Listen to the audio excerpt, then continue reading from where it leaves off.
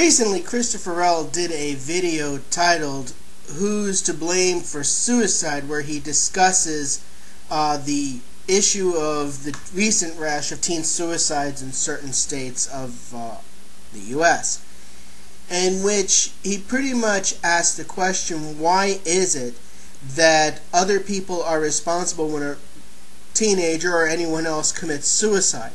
That in his mind, it's the person who committed the act that is responsible for what happened. So I'm going to attempt to answer this question and just see if I can help you out here, Chris. You see, the problem is that when it comes to teen bullying and when it comes to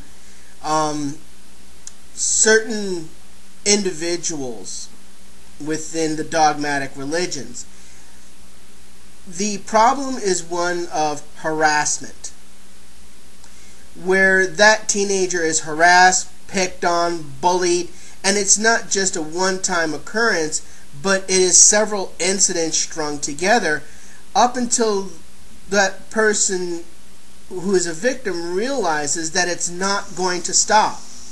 They've gone to teachers, nothing happened. They've spoken to adults, nothing happens. And after a while, it begins to grate on you and wear you down and just completely and utterly shatters you due to the emotional, verbal, and physical abuse.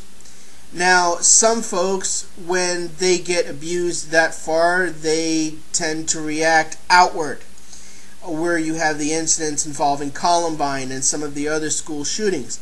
In other cases, the violence is turned inward, where the person will cut themselves or hurt themselves just so that they can put a physical manifestation of the pain that they're feeling. And the worst case scenario is that person commits suicide in an attempt to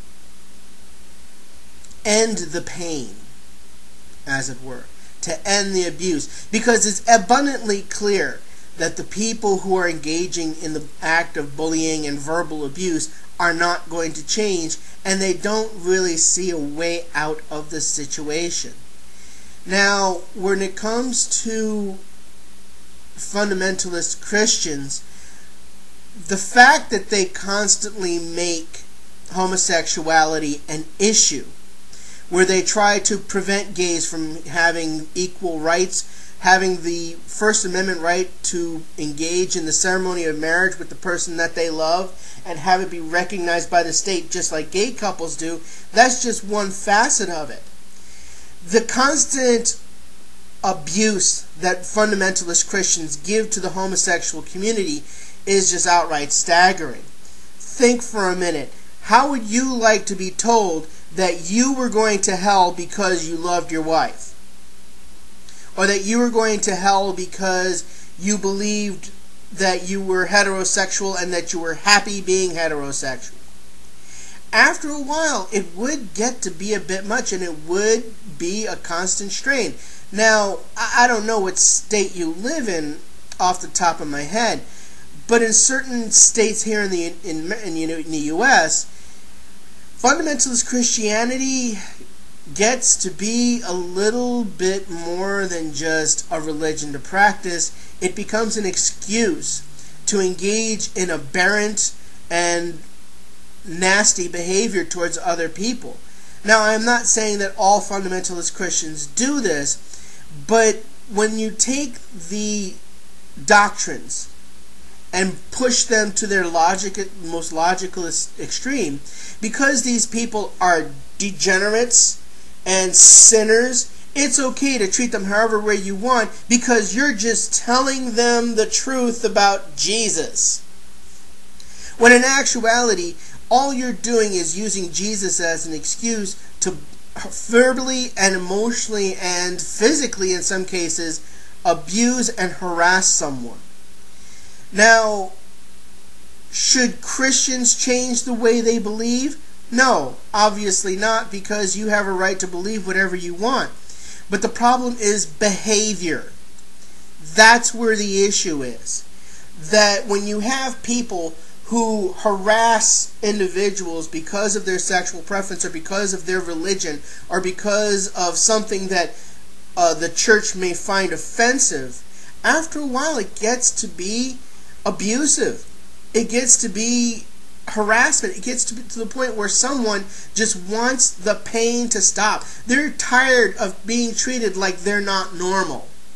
They're tired of being treated like they're evil or they're sick and they're twisted and they're perverted, when all they want to do is just fall in love with the person that they want to fall in love with. All they want to do is just be who they are and have the opportunity to explore themselves, not necessarily in a sexual manner, but in other ways as well.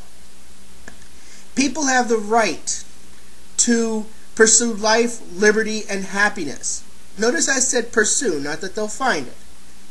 But what Christians try to do is they try to take the right to pursue life, liberty, and happiness and will only accept it if it's within their church or within their little narrow view of doctrine or scripture. Yes, the person who commits the act of suicide is responsible for his or her own actions, but what drives that person to the point where they want to kill themselves, you can see for yourself who is responsible.